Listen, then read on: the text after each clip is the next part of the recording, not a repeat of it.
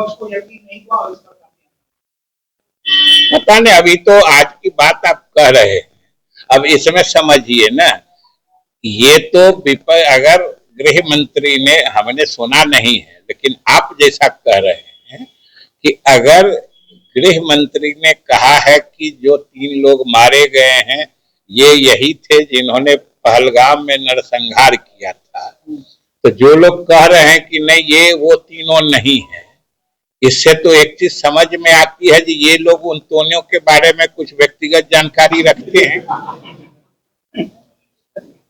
आप लोग को ऐसा नहीं लगता है कि अगर कोई 3 डेड बॉडी मारा गया है और सरकार क्लेम कर रही है कि ये तीनों वही अपराधी हैं जिन्होंने पहलगाम में नरसंहार किया था, अगर कोई नेता या कोई पार्टी या हम ही कहेंगे कि नहीं नहीं तीनों नहीं है, मतलब उन तीनों के बारे में इन लोगों को व्यक्तिगत जानकारी है, तो वही सूचना दे दें कि नहीं ये तीनों जो असली वाला है वहां है। क्या प्रमाण किया है? कैसे गोली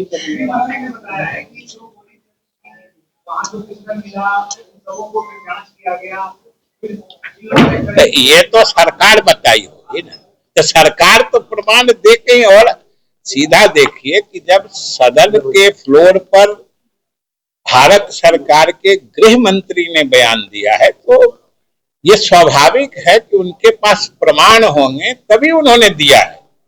लेकिन ये सोचिए ना, ये कितनी आश्चर्यजनक बात है, और इसी को अंध विरोध कहते हैं, बिना सोचे समझे, बिना ये समझते हुए कि हम क्या बोल रहे हैं, सरकार बोली है तो विरोध करना है, और इस विरोध के तरीके से तो यही समझ में आता है कि उन तीनों को ये लोग अच्छी तरीके से जानते हैं, पहचानते हैं, इसलिए जो मरा है ये वो नहीं है, और जानते हैं तो बता दें कि वो तीनों कहाँ है, सरकार उस पर भी कार्रवाई करेगी। अब मैंने SIR हो गया, सो हमको कह देखिए फिर SIR आ गया। SIR के मसले पर क्या विपक्ष हवा बना रही है, लोगों को गुमराह कर रहे हैं? अभी तक तो स्पष्ट यही है, क्योंकि उनको आपत्ति क्या है ये कोई नहीं समझ पाया है, तो स्वाभाविक है कि हवा बना रहे हैं बिना किसी तथ्य के, ये तो स्पष्ट जल्दीबाजी में किया गया है, समय देकर करना चाहिए। जल्दीबाजी में किया गया है, वही ना हम कह रहे हैं कि 2003 में भी जो 2002 में जो किया गया था उसमें भी इतने समय दिया गया था, तो कहाँ जल्दीबाजी है? कुछ ऐसे वीडियो भी वायरल हुए जिसमें BLO जो है उससे साइन करते हुए नजर आ रहे हैं, क्या ऐसे वीडियोस भी जो है वायरल हुए? हम कह रहे हैं कि साइन ये सब तो इंडिविजुअली किसी लेवल पे कोई मान लीजिए कोई स्टाफ गड़बड़ी कर रहा है तो उसका तो आपके पास उपाय है ना, उसके निराकरण की भी व्यवस्था चुनाव आयोग ने कर दिया है। अब इतने यहाँ पे आप लोग हैं, इसमें हम ही बोल रहे हैं, किनको क्या मतलब समझ में आता है मेरे बोलने का, अगर किसी को कुछ दूसरा अर्थ समझ में आता है तो उसके सत्यापन की है ना गुंजाइश, जो अंत तक दिया जा रहा है। अभी कई स्तरों पर इस तरह के आपत्तियों के निराकरण की व्यवस्था है, और अगर इसी में कहिए कि अगर गड़बड़ किया तो पकड़ा न गया, गड़बड़ किया तो पकड़ा गया, और सबसे क्रूशियल, सबसे संवेदनशील ये 1 महीना है। जो लोग आज आरोप लगा रहे हैं, अभी 2 दिन के बाद जब मतदाता जो प्रोविजनल है, ड्राफ्ट है, वो प्रचारित हो जाएगी, उसके बाद देख ले, हर बूथ का देख ले, इसमें कहा कोई दिक्कत।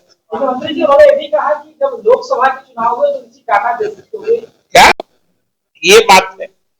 और जो इलेक्शन कमीशन ने अभी तक का एक्सरसाइज किया है उससे जो आंकड़े आए हैं, जो कमीशन ने सार्वजनिक कर दिए हैं, उसके बाद तो विपक्ष को बताना चाहिए ना, इन आंकड़ों में उनको क्या गड़बड़ी नजर आती है। उसने कहा है कि लगभग पूरे बिहार में 22 लाख लोग मृत पाए गए, बूथ वाइज मृत का जाके सूची देख ले, जिनका नाम निकाला गया है।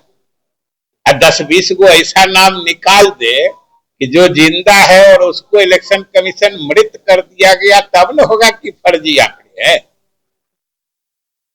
या यही कह दे कि हम लोग चाहते हैं कि नहीं मृत आदमी का नाम भी मतदाता सूची में रहे और वो कहीं से आके अपना वोट गिराएंगे। दो में से तो एक बात साफ करनी होगी। या फिर जो करीब 35 लाख वोटर अपनी जगह पर नहीं पाए गए, उस 35 में भी 26 लाख की सूचना है जो स्थानीय उनका जहां पता है वहां जाके जब उसको वेरीफाई किया गया, सत्यापन किया गया, तो पता चला कि वो अब कहीं परमानेंटली दूसरी जगह शिफ्ट कर गए हैं, दूसरे जगह बस गए हैं, चले गए हैं। 26 लाख ऐसे वोटर हैं। 9 लाख ऐसे हैं जिनका कोई पता ही नहीं है, नॉट ट्रेसेबल है।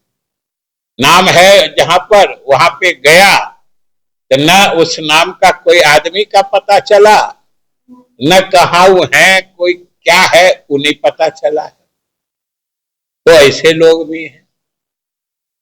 तो इसलिए ये तो अब आंकड़े स्पष्ट बता दिए गए हैं ना, तो इसमें क्या दिक्कत है। और आंकड़े में जो जिन लोगों को बताया गया है उनको आके कोई बता दे जी लोग गलत कर रहे हैं।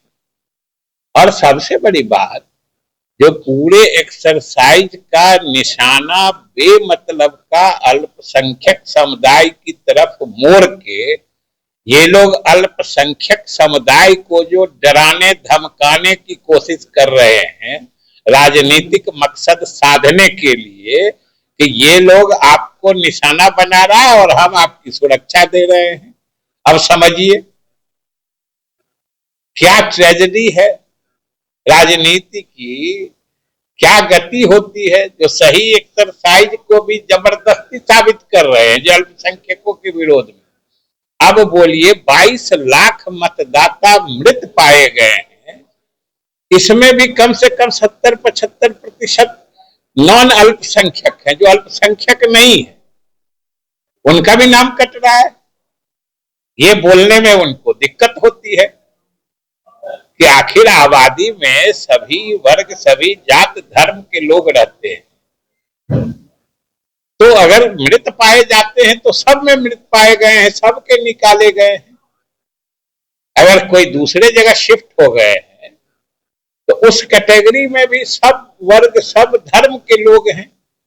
तो आखिर इसको किसी खास धर्म के व्यक्तियों या परिवारों के प्रति इसका मुंह निशाना मोड़ देना, ये तो बहुत ही घृणित राजनीतिक मकसद से किया जा रहा है। और हमने सदन में भी आश्वस्त किया है और यहां भी हम कहना चाहते हैं कि बिहार सरकार की तरफ से या मुख्यमंत्री जी के मंशा के हिसाब से हम लोग इसकी पूरी कोशिश कर रहे हैं। और सदन में भी हमने कहा था कि सरकार यही चाहती है कि कोई भी सही वाजिब मतदाता सूची से बाहर नहीं रहे। इसमें क्या दिक्कत है। और हम लोग तो ये भी कहे हैं कि इसको बिना मतलब के, बिना कोई प्रमाण दिए, अब देखे कि वहां कौन एक पर्ची की दुकान से कोई कागज लेके देखिए वोटर फॉर्म घूम रहा है। अरे वोटर फॉर्म तो कितने संख्या में ज्यादा छापा ही जाता है। अगर कोई वाजिब वोटर का फॉर्म नहीं जमा हुआ, किसी को मना किया गया, या कोई वोटर फॉर्म लेके भरना चाहता था उसको फॉर्म नहीं मिला, तब ने ये शिकायत की बात है। और ये अगर नहीं हुआ तो 7 करोड़ 89 लाख जो वोटर थे उसमें से 7 करोड़ और 20 लाख से ऊपर कैसे फॉर्म जमा कर। हम तो सदन में भी कहा था कि ये लोग कुछ लोगों को अपना शिकार बनाते हैं। हम तो सदन में चुनौती दे के कहा था कि जितने लोग बोल रहे हैं इन सब लोगों ने अपना मतदाता पुनरीक्षण फॉर्म भर लिया है, वो सब अपने भर लिए और उसके बाद लोग को हवा दे रहे हैं कि ये गलत हो रहा है, गलत हो रहा है, हम लोग इसके साथ नहीं जाएंगे। अब सोच लीजिए कि ईमान का स्तर कहां पहुंच चुका है। राजनीतिक मकसद से इसमें शिकार ग्रामीण क्षेत्र में बसने वाले लोगों को बनाना, ये बहुत ही गलत राजनीतिक आचरण है। हमने तो कहा कि सब लोग सहयोग दीजिए और आप बोलिए कि अभी आज 29 तारीख, मतलब 2 दिन बाद 1 तारीख को यानी 1 अगस्त को जो उसका ड्राफ्ट इलेक्टोरल रोल है, जो ड्राफ्ट मतदाता सूची है, वो प्रकाशित हो रही है और 1 अगस्त से 1 सितंबर तक यानी पूरा 1 महीना। आप लोग का कुछ मुद्दा है कि हम ही कहें?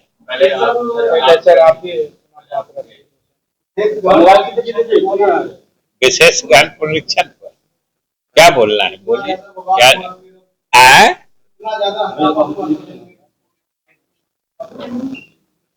वही हम भी समझना चाह रहे थे, जो अभी तक हम समझ नहीं पाए कि आखिर SIR यानी विशेष गहन पुनरीक्षण जो मतदाता सूची का अभी चुनाव आयोग करवा रहा है, उस पर ये हंगामा किस बात के लिए है? हम कहते हैं कि आप लोग भी अगर गौर से देखिएगा तो आप यही नहीं समझ पाइएगा कि आखिर ये लोग चाहते क्या है। और आज तो उच्चतम न्यायालय में भी याचिका पर सुनवाई थी। उच्चतम न्यायालय ने भी अभी थोड़ी देर पहले, 1 घंटा पहले, इस पर अंतिम सुनवाई के लिए 12 और 13 अगस्त की तारीख निर्धारित कर दी है। और पिछले दिनों हम लोगों ने सरकार की तरफ से हम इन्हें सदन में भी बताया था कि जबकि जो सदन की प्रक्रिया तथा कार्य संचालन नियमावली है उसके प्रावधानों के तहत या फिर यही सारे विपक्षी दल के लोग उच्चतम न्यायालय में भी याचिका डाल रखे हैं, उसकी भी सुनवाई चल रही थी लगातार। आज भी डेट था उसका, जिस पर अब फिर 12-13 अगस्त को सुनवाई होगी। तो इन दोनों कारणों से ये सदन में इस पर विमर्श बाधित था और नियमानुसार हो नहीं सकता था। लेकिन फिर भी अध्यक्ष महोदय ने कहा कि ये लोग कुछ अपनी राय रखना चाहते हैं, तो सरकार की तरफ से हम लोगों ने भी सहमति दे दी कि भाई ये लोग भी अपनी बात कहेंगे, हम लोग भी अपनी बात कहेंगे। और उसमें भी आपने सुना होगा कि आखिर आपत्ति का मुद्दा क्या है, ये तो कोई हम नहीं समझ पाए। और हमने तो स्पष्ट रूप से कहा कि भाई जब इतना पारदर्शी तरीके से इलेक्शन कमीशन ये काम कर रहा है, फिर बीच मतलब जो प्रक्रिया चल रही है बीच में ही इसको रोक देने का क्या औचित्य है। और आज जो बात हम इस सिलसिले में आपसे कहना चाह रहे हैं कि इस पूरे मसले का विपक्ष के नेतागण या पार्टियां जिस तरीके से इस मसले को उठा रही हैं, इसका सबसे दुखद पहलू यह है कि ये लोग बिल्कुल अनावश्यक बेबुनियाद बातों पर इस पूरे रूटीन एक्सरसाइज को ये लोग माने इलेक्शन कमीशन के इस एसआईआर के निशाने पर अल्पसंख्यक समुदाय को दिखाने की कोशिश करते हैं। बार बार कहा जाता है कि इससे एक मतलब कुछ लोगों को परेशान करने के लिए किया जाता है। आखिर ये बिहार के लोग देख रहे हैं कि नहीं कि आज जो एक्सरसाइज अभी तक पहले चरण का एक्सरसाइज पूरा हो गया है, जिसको हाउस टू हाउस सर्वे कहते हैं, जो घर शुमारी कहते हैं, और पहले कह रहे थे कि इतना जल्दी कर दिया। उस दिन हमने सदन में बता दिया कि 2002-03 में भी जब यही एसआईआर का एक्सरसाइज 2002-03 में हुआ था, उस वक्त भी एक ही महीना इसके लिए समय दिया गया था, और उस समय तो इन्हीं लोगों की सरकार थी। और उस समय भी हमने तो डेट भी बता दिया था कि 15 जुलाई से लेके 14 अगस्त 2002, इसी एक महीने में हाउस टू हाउस के सर्वे का काम पूरा किया गया था। तो उस समय एक महीने में हो गया, और आज जब 22 साल बाद फिर ये एक्सरसाइज हो रहा है तो एक महीने में नहीं हो सकता है। जबकि सब लोग जानते हैं कि कोई भी डेटा मतलब भेजने का काम या डेटा ट्रांसफर से लेके कोई डेटा कलेक्शन का काम जितना डेवलप्ड सिस्टम आईटी के माध्यम से आज है, वो 22 साल पहले नहीं था। और 22 साल पहले जो काम एक महीने में हो गया, आज इन लोग को लगता है जी बड़ा जल्दी हो रहा है। तो ये सवाल इसी से समझ में आ जाती है कि ये लोग बिना सोचे समझे बोल रहे हैं, और कुछ इसी नेचर का काम, इसी प्रकृति का काम हम लोगों ने, बिहार सरकार ने जाति आधारित गणना जब हम लोगों ने कराई थी, उस वक्त तो ये सभी दल के सहमति से हम लोगों ने काम किया था। उस समय ये घर घर जाके देखने का काम 15 दिन में पूरा हो गया था। वो भी डेट हम बता देते हैं कि 7 जनवरी 2023 से लेके 21 जनवरी 2023, 15 दिन में ये सारा काम कर लिया गया था, जो इलेक्शन कमीशन ने इस बार एक महीने में किया है। तो उस समय वो भी साथ थे तो 15 दिन में हो गया, और अभी मशीनरी तो सेम ही रहती है। जिन लोगों ने उस वक्त किया था वही लोग आज भी कर रहे हैं, तो नहीं कैसे होगा। और हमको लगता है चुनाव सामने है और इन लोगों को कोई मुद्दा मिल नहीं रहा है। विकास के मुद्दे पर इनकी सिर्फ और सिर्फ समझिए कि निराशा। चिराग पासवान, उन्होंने बिहार में बढ़ते अपराध को लेकर सवाल उठाया और कहा कि मुझे अफसोस होता है कि मैं ऐसी सरकार का समर्थन करता हूँ। बढ़ता अपराध है तो बिहार में जो अपराध बढ़ा है, सब लोग जान रहे हैं कि अपराधी पे कार्रवाई हो रही है, और अपराधियों को कानून के हवाले कर किया जा रहा है। अभी कल परसों भी देखे कि उत्तर प्रदेश में जाके खोज के वो जब ये किए तो उनकी भी मृत्यु हो गई। अभी जो पिछले दिनों पारस हॉस्पिटल में जो घटना घटी थी, उसके अपराधी बंगाल से जाके खोज निकाले गए, ये काम हुई है। लेकिन ये उनके बयान को आइसोलेशन में नहीं देखिए, उन्होंने हमेशा कहा है कि नीतीश कुमार के नेतृत्व में बहुत विकास हो रहा है, अद्वितीय विकास हुआ है। उसी को जरा आप लोग भी ज्यादा बोलिए। एक बार कोई कुछ बोल दिया पकड़ के नाचने नचाने लगते हैं, और जो बात बार बार बोलते हैं उस बात को आप लोग पीछे कर देते हैं। तो वो हमेशा कहे। और एक बात है कि अगर कोई घटना घट जाती है तो हम लोग क्या करते हैं जी, अच्छी बात है कि हम लोग भी निंदा करते हैं। तो कोई अपराध की घटना घटी या किसी ने चिंता जाहिर की तो इसको अस्वाभाविक लेना भी नहीं चाहिए। ये हम लोग भी कहते हैं कि जो घटना घटी हम लोग को दुख है, हम लोग को दुख है। लेकिन सुशासन की सरकार या कानून का राज जो नीतीश कुमार के राज की असली पहचान है, उसका यही मतलब होता है।